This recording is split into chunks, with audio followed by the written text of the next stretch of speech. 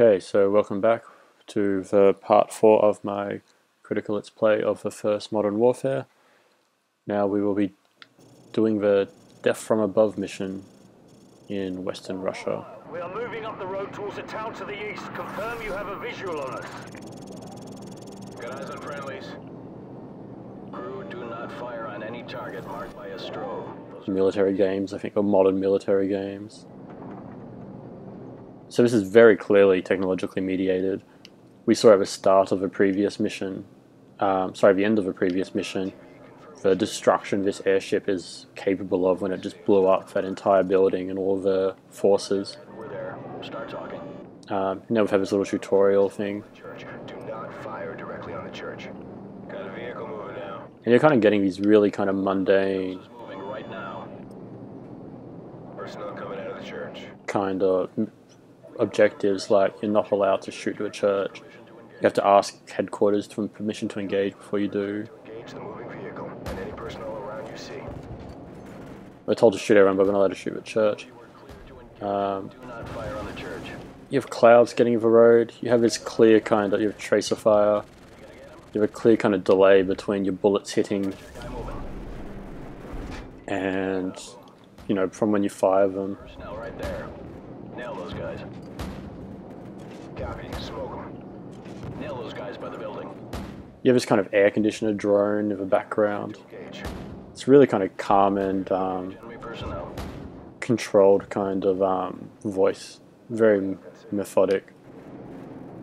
Clear to engage all of those. Right there, tracking. That's a hit. Yep, that was right on target. So you have this change of the way enemies are talked about now. Now they're targets and stuff. They're not people anymore. They're very kind of More enemy personnel. distant and objectified to these little white dots. So there's so much interesting happening here. First of all, you have this kind of idea of realism in these games where, Got a runner here. you know, they want to increasingly claim that they're depicting a realistic kind of battlefield, you know, for their battlefield simulators, although they're really just World War II games. This is down there. Wildfire, this is Bravo 6. Passing a large... And like, war isn't fought like that anymore, right? It's not that kind of battlefield, World War II style. It's technologically mediated with drones and airstrikes and inequality. So essentially real-life war looks more and more like a video game, while video games try to make war look more and more realistic. Light 'em up. Get that person. God damn. So you see that convergence happening here in a really interesting way, where I think this level looks far more realistic, quote-unquote, than any previous mission or any mission to come in this game. Because it is from a distance, you are completely safe. He's crossing the field. It's got this kind of creepy technological kind of mediation of these random letters and black and whiteness of it. Enemy personnel. You know, the being on a battlefield firing a machine gun is far more cinematic and exciting. But it's not realistic the way it makes claims to be. Yeah, direct hits right there. Rolling in. Whereas this is probably much more like actual war. You're firing too close to the friendlies. I repeat, you're firing too close to the friendlies. Watch for those IR strobes. We got a moving vehicle here. Negative. And of course there's easy comparisons to make between this and Spec Ops White Phosphorus level. And I've written kind of contrasting those two before. Crew, do not engage any vehicles traveling on the highway. Those are civilians. Ground units are requiring alternate transport at this time. Do not engage any vehicles. Both are very much about this kind of distance from the conflict, this kind of depersonifying distance, Nah, he's scared. which really all Modern Warfare through essentially video game technologies has become through controlling drones with Xbox controllers or whatever. So you play this level like people play war now, and it's super bizarre. Heads up. Hostile forces are setting up ambush points along the curved road. Navigation, which one's the curved road? Over. And just for massive jarring in tone of the previous levels, you don't have this kind of cacophony of sound, except when Price is talking to you through a headset, and you can kind of hear that cacophony you're now removed from through his microphone. But you just have these kind of pilots and navigators just kind of Should be able to see another water casually talking about what direction to go in. We're having a bit of trouble acquiring the village. How far up the road? I like these little kind of flavor text kind of stuff, like trying to figure out which village they're talking about. curved road going away from the highway. Yeah, roger that. We're banking towards the village. Stand by to engage ground targets. We got hostiles setting up along the curved road. Hostiles preparing to ambush along the curved road. They're partially concealed by the trees. Whoa! Someone just fired an RPG! Roger that. Crew, go ahead and take out everything in that village. Armored vehicle right there coming out of the barn. Targets in the village are confirmed as hostile. Clear to engage. So of course you can't get hurt in this level at all. Under attack. We could use some help here. You can't choose where to move, you're just And take them out at the source. aiming and shooting. Guys. Personnel on the roof of that U-shaped building. U-shaped building? Roger. Form the square structure. Oh, whoops. I did not see them. We're having a bit of trouble acquiring the village. How far up the road is it? Approximately, hang on. It's about 2 clicks along the curved road going away from the highway. Yeah, roger that. We're banking towards So two other things this level is doing. targets. You've also got that continuation of look how technologically superior we are as the West, as well as the game going, look, this is modern warfare, not World War II, in that real kind of sequel-y kind of way. Go ahead and take out everything in that village. Armored vehicle right there. Oh, I think the vehicle I shot before was their vehicle. That was problematic. I thought it was a tank. Engage. Smoke them. Wildfire, we're under attack. We could use some help here.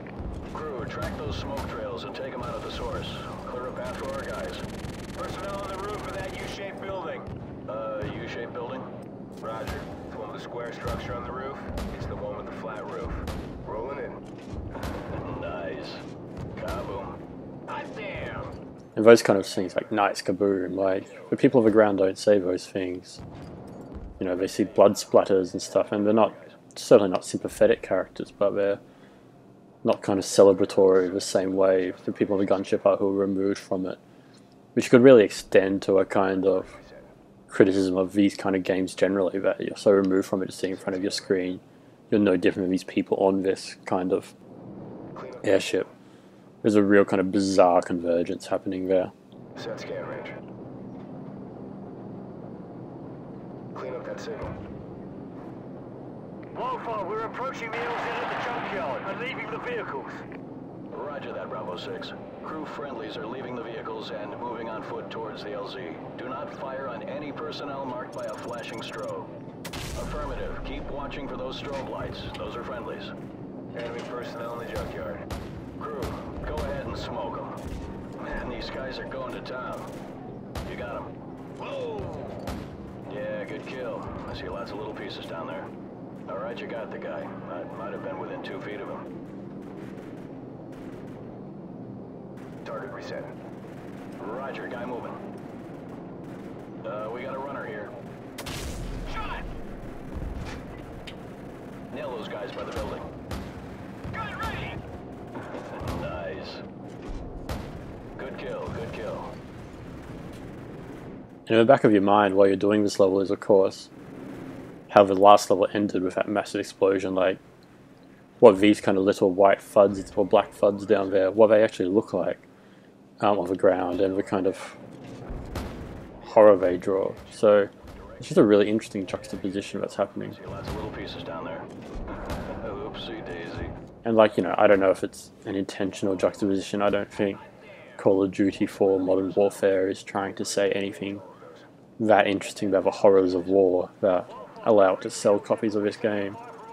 But it allows for an interesting analysis regardless. Enemy personnel closing on the LZ from multiple sides. Danger close. Recommend you stick to the 25mm in the vicinity of the LZ. You got him. Whoa! We got a runner here. Crew, be advised. Friendly helicopters entering the area. Watch your fire. Copy.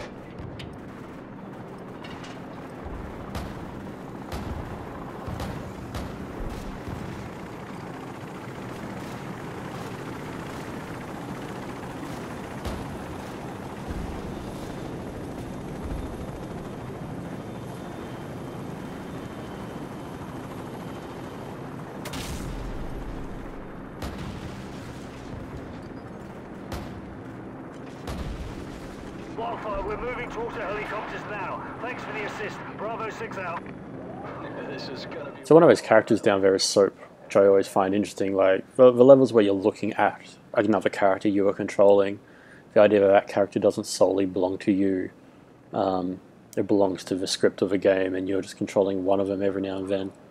I find that really an interesting kind of thing to do that most games Returning to base. not necessarily too scared to do, but just think you can't do. I think a player needs to have that really close connection to one character, and I like how these games don't do that.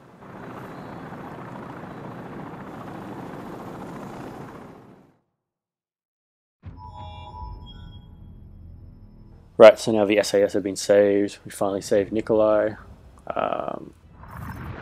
And now we're going back to our American friend, Paul Jackson, at the tank that they saved the previous night.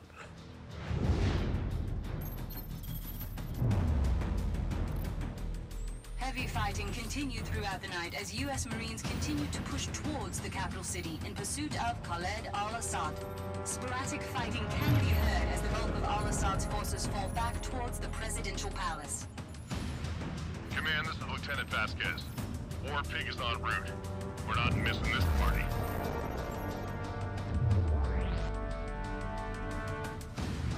And again, the same kind of... So this level, you're following a tank through the streets, so you have the same kind of... Here is this piece of technology. Look at all its bits and pieces. Those loading screens are really weird. Just really kind of self-congratulatory.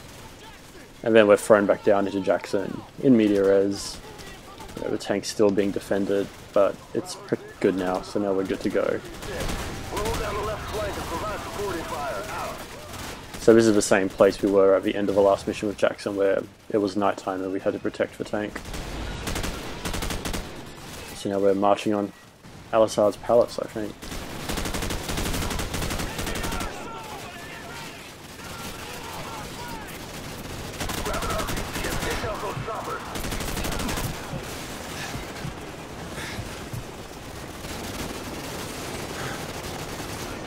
Oh, thank goodness. What are the chances?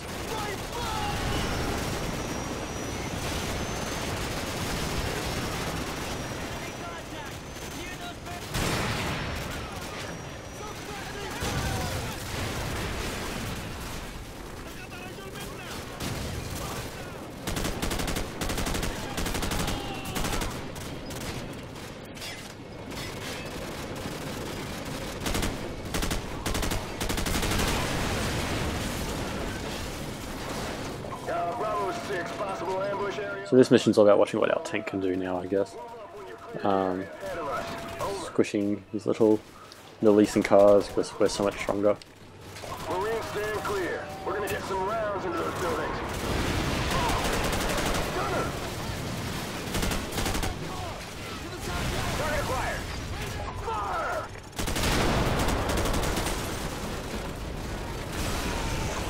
I like if you stand too close to the tank, when it fires, it destroys your ears. Target acquired! Fire!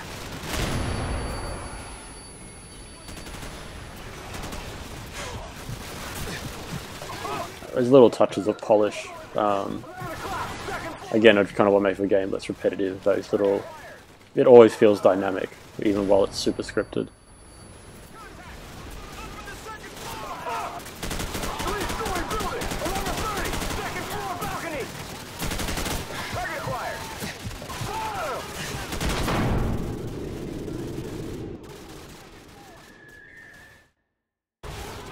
Target acquired! Fire!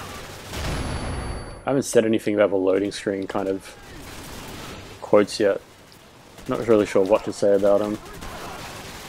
They're interesting, I guess, that they're there, like... Target acquired! Fire! They used to be more interesting, so in like the old ones are all like old quotes from like Winston Churchill or whatever. The new one now you have that peppered with quotes from George Bush, or... Which Bravo 6, we're moving up. kind of feels kind of gross as if George Bush is anything worth listening to, has said anything worth listening to about war. Three-story building at 1230! Second floor! But I don't know, that weird kind of profoundness is almost offensive, the idea that this action movie has anything to say about what war is actually like. It's a crime it's much less guilty of than, say, Modern Warfare, which makes these really explicit claims to being real in a really gross way. Whereas I feel like Modern Warfare is at least partially accepting of their action movie status.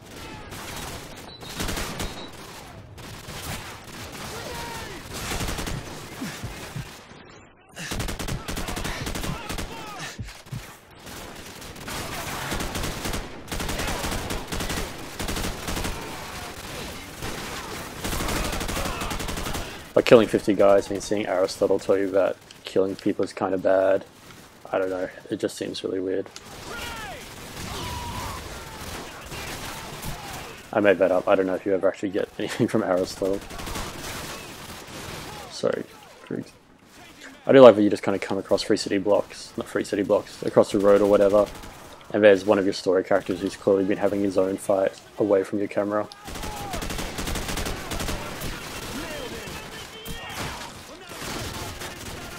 I normally go up to that second floor and take out people over there. I forgot to do that. Are we clear to advance, over?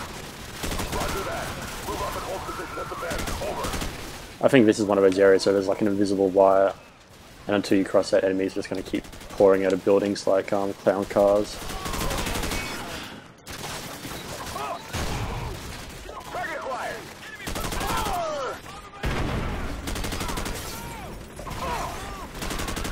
Target acquired. Fire!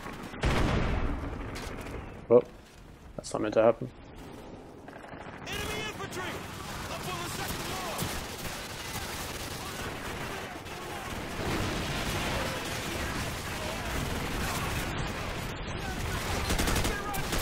Oh dear.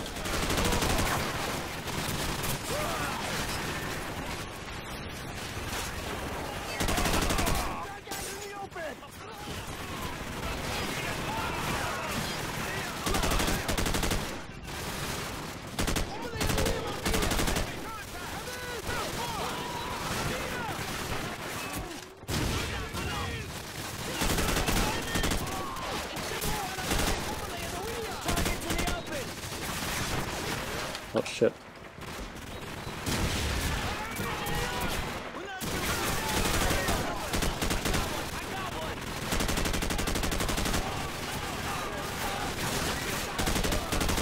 See, maybe this is one of those parts where they're just going to keep reappearing until I go down there.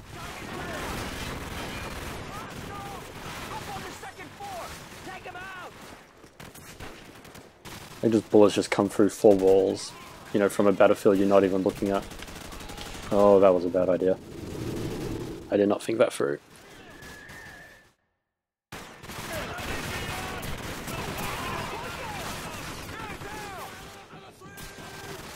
Well, I'm disorientated.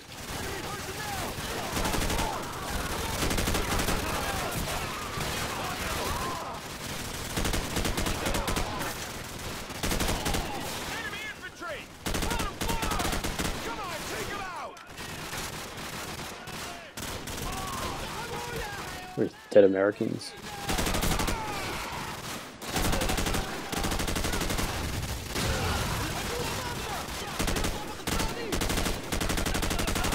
I always remember this particular skirmish is just super weird. It just goes on for way too long.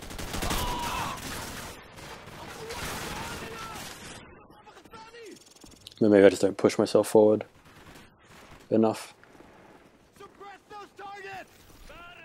Griggs, keep him pinned down from here. Bravo, head out back and flank it from the right. It could be a trap!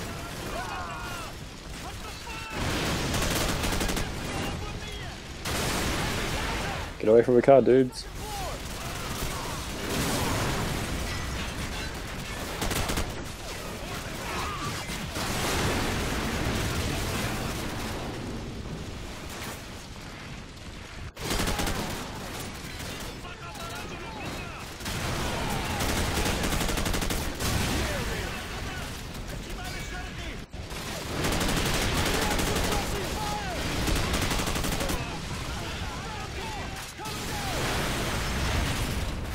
These American missions do end up going somewhere interesting when you wrap up Jackson's story, but most of them are quite just for run-of-the-mill kind of.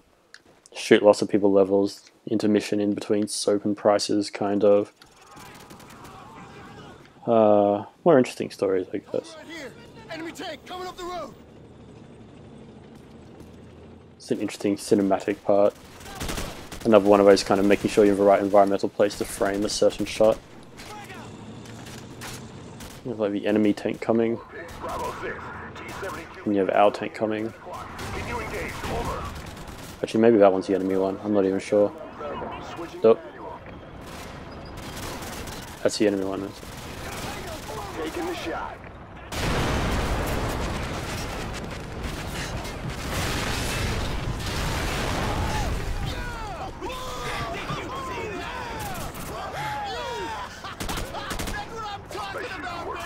So that's a very, very simple version of that kind of framing, but it does much more subtly elsewhere, but just kind of, alright, come up here, stand here and watch this tank do its thing.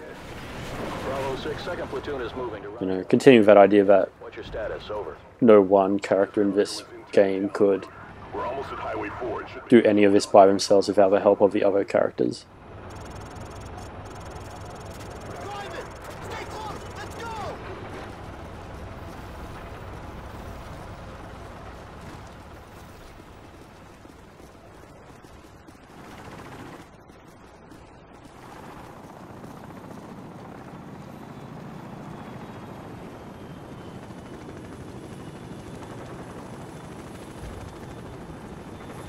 So we saved for tank. This is Outlaw 2-5. The task force is moving in to capture Al-Assad. It's all hands on deck for this one, so get on board, over. Roger that. Marines, we just got a fix on Al-Assad's position. Everyone on board. Let's go.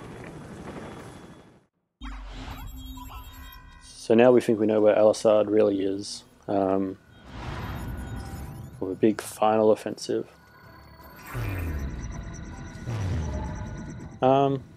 You know what, this is interesting, so let's keep going with this now, if it is this mission.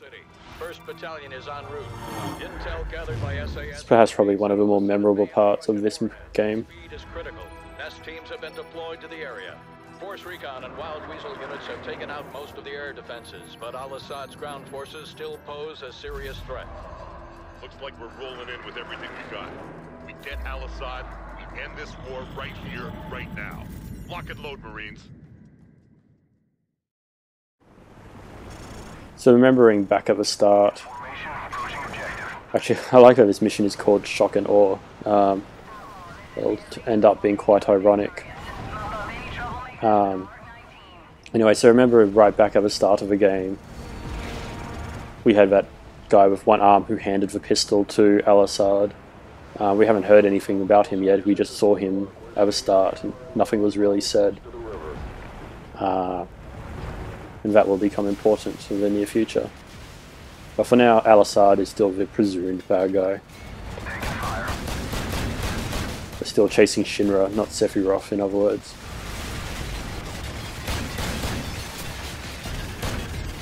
This part is so infuriating if you try to play this game on a harder difficulty. Each one of these RPGs can insta-kill you if you're not firing at exactly the right spot. Why you're not just invincible this part, I don't know.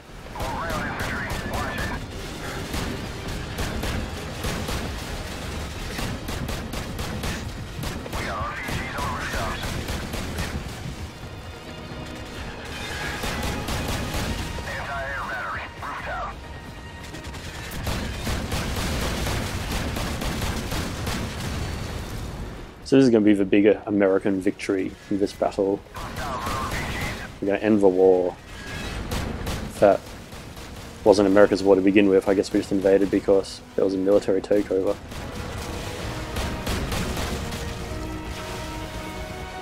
You know, the greater politics I never really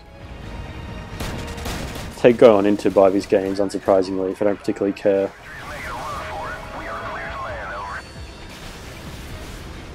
Roger that. Okay. Here we have the most ham-fisted, or maybe you can, it's kind of like Saddam Hussein statue falling over. Not even coincidental, it's just meant to be. Yeah. It just is. There's not even anything to say about it, really. How do I get out? I don't. I just have to sit here and watch for tanks. Right, so we just let the people down. And now we keep going. A recon team's in trouble that we have to go help. So again, you're seeing the kind of this big frontal assaults happening, but we're just kind of watching it from afar. You know, moving across it, just seeing this war from here and there. Just like the loading screens are very much just looking at it. Here are some jets just napalming everyone. Roger, we have a visual. Outlaw 2-5 out.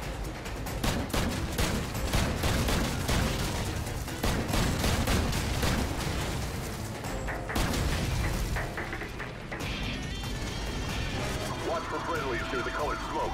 Let's get our boys evac and get the hell out of here.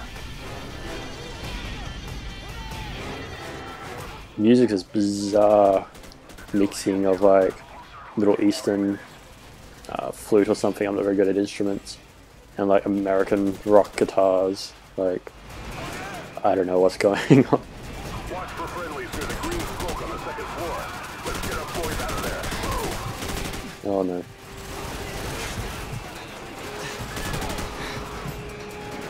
Shit. Hostile with RPG!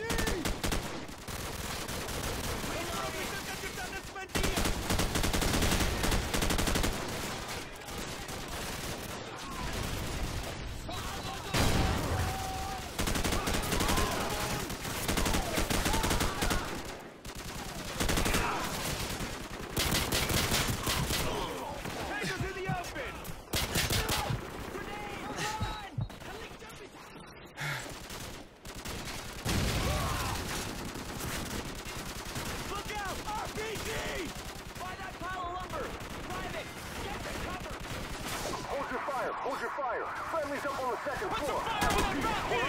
Oop. Guess that's what hold your fire means. Right out of here! Hello, this is Deadly. Refueled and fully loaded. You guys miss me? A great recurring trend of these games, we'll see it more in the later ones than this one, is that every war vehicle, like helicopter, whatever, runs out of petrol after like 5 minutes. They'll be around for 5 seconds, they'll help you out and go, oh, I'm running low on petrol, and run off again.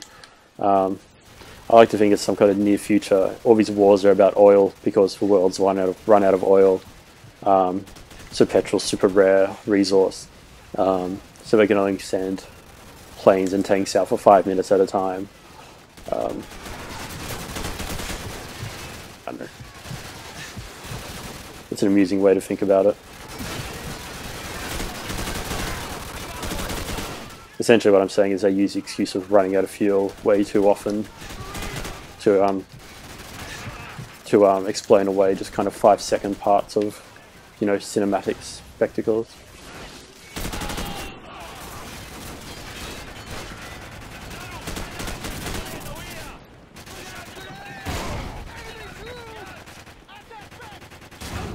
Oh shit, I did not see that.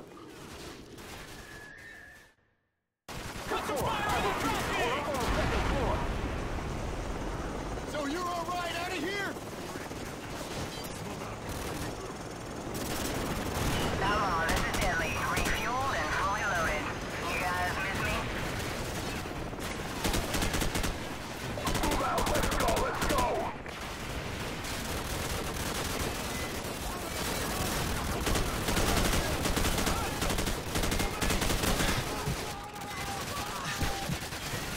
Fuck.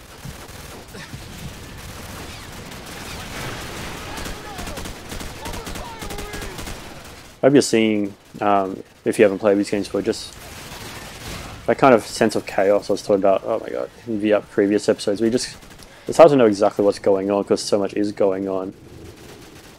But it isn't random either, like every kind of effect has a cause. I just found there was a particular person among all that mess that killed me. And it's just kind of so overwhelming if you allow yourself to get caught up in it. Move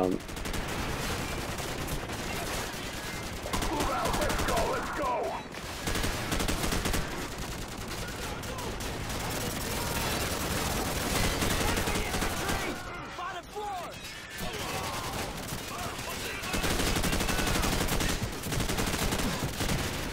This is not good.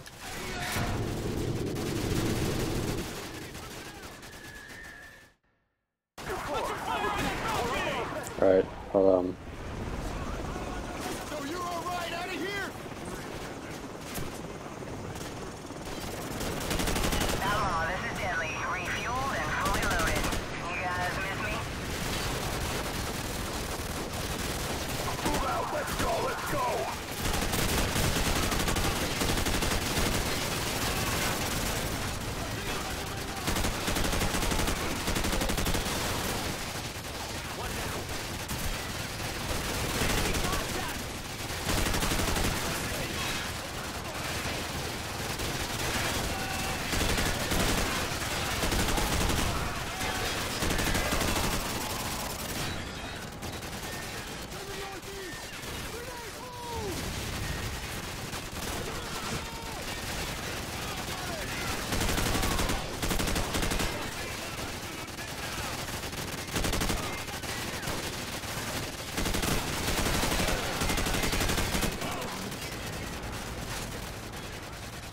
ugh. Right.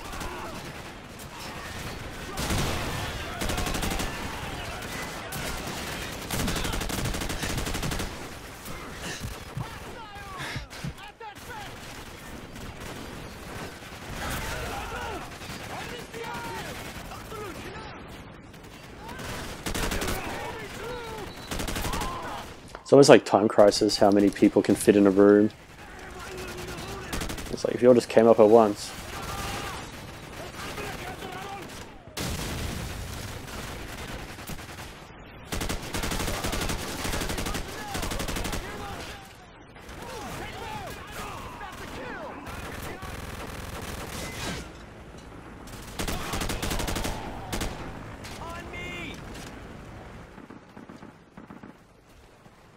Those moments of quiet after so much chaos. So we've saved the recon team. Back to like guitars and war. Oh, nope, still more.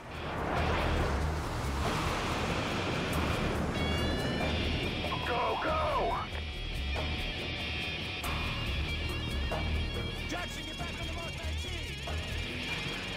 Outlaw, be advised. We have a situation here. Over. Go ahead, Command, over. SEAL Team 6 has located a possible nuclear device at Al-Assad's palace to the west. NEST teams are on the way. Until the device is verified safe, all forces are to fall back to the east. Over. We're hit! Across the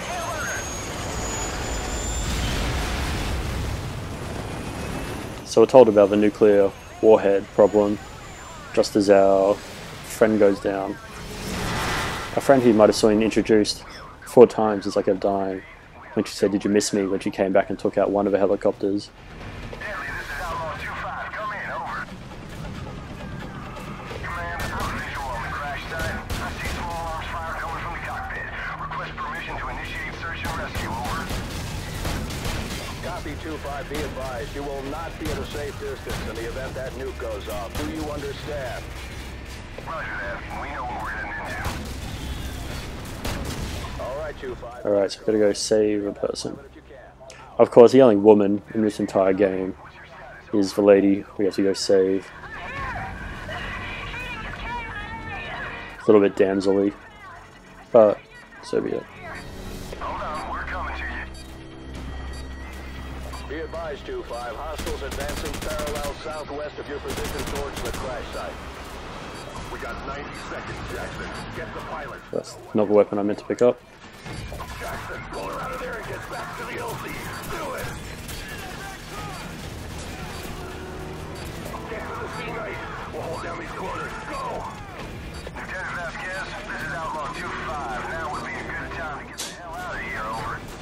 Roger that. We're on our way. Outlaw, this is Command. We have a probable nuclear So it's kind of glorious. distance until the all clear is given by the NEST team. That's not the weapon I want to be holding. This kind of glorious, yeah, America winning the battle finally moment is kind of, Enzo is kind of desperate trying to get out of there alive kind of moment. All U.S. forces be advised. We have a confirmed nuclear threat in the city. NEST teams are on site and attempting to disarm. I repeat, and then a nuclear warhead goes off.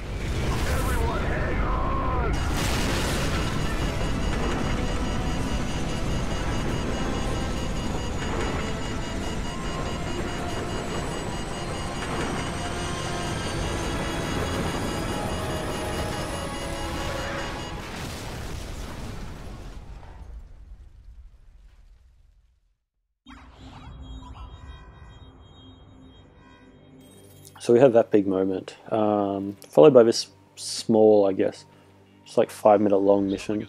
What appears to be an explosion of epic proportions. Remains sketchy and unconfirmed. Damage appears to be total.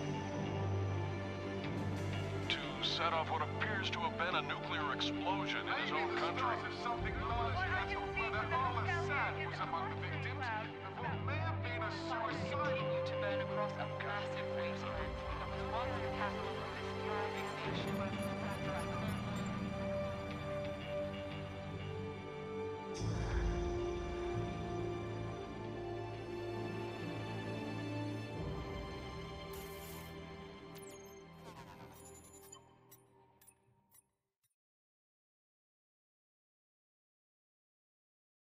So Sergeant Paul Jackson is now said to be killed in action, but the Orwellian scanner loading screen managed to find you.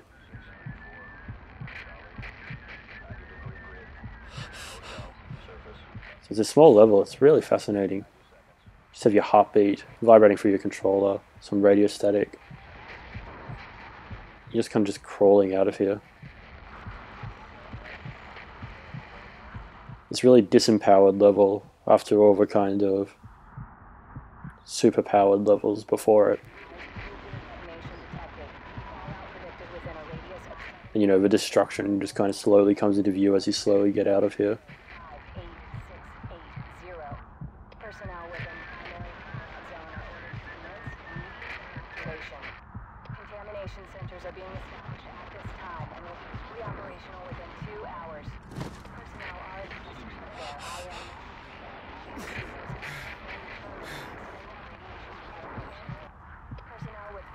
Yeah, and you turn, like it turns a bit automatically, but then you turn manually and you look up and there's the mushroom cloud, of course.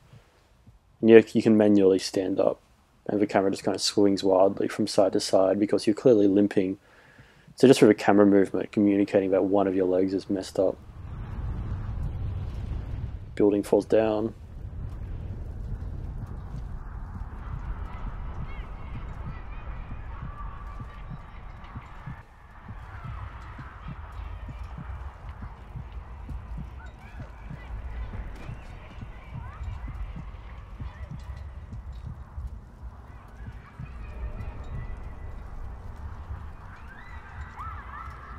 And you just hear children playing because war is hell, I guess, symbolism. So it's this really interesting, quite understated level. It's just a moment. You've already been killed as far as this story is concerned, but you just return to this character just alone in his like final moments. Which I find really interesting. It's really just disempowered, just do this bit of story, here are your actions. Do them, we'll move on. Al-Assad would never sacrifice himself. There is a safe house in Azerbaijan that Al-Assad has used in the past. I am sending you the coordinates. Understood, Nikolai. Gaz, assemble the team. We're going to Azerbaijan. Yes, sir. I hear it's lovely this time of the year. So now we're thinking maybe Al-Assad is in Russia where our SAS team is, and they're going to go see if they can find Al-Assad and bring him in for the nuking of Americans. But that's where we'll end this episode, and we will go and capture Al-Assad.